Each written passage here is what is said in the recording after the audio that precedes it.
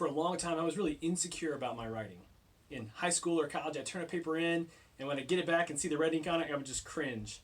I hated being told my writing wasn't good and getting that difficult feedback. It felt such like a personal attack. That all started to change for me my senior year of college. I took a creative writing class, and one of the assignments of the class is that every week you had to write something, give it to your peers, and they had to give you feedback on it. Now, I'll be honest, the first time I heard this, I was not excited about this, right? People my own age just tell me my work's not great. I don't need any more of that, right? I have enough people telling me my work's bad. But after 3 or 4 weeks in the class, I started to actually really look forward to the feedback. There were a few people in the class in particular who just gave really honest, helpful, constructive feedback. And when I took their insight back and I redrafted my paper, I looked at my work and just compared it and realized, oh my gosh, my work's gotten so much better because of their feedback. Wow, how can I really seek out more of their advice early on? I can really turn out something really good.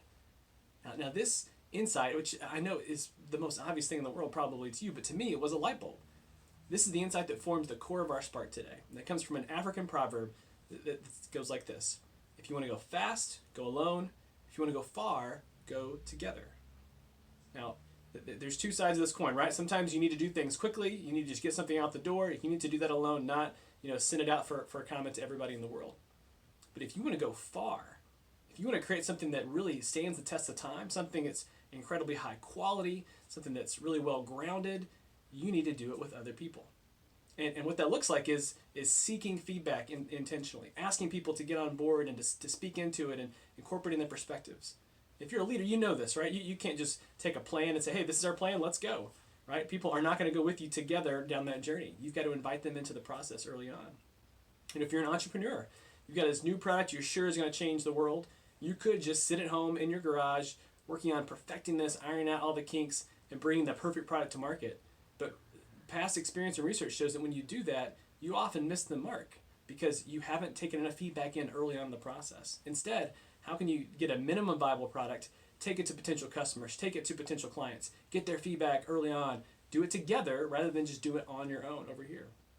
It is kind of vulnerable to open yourself up to feedback in that way, but you will absolutely turn out a better quality product because you'll see all the different sides of your issue.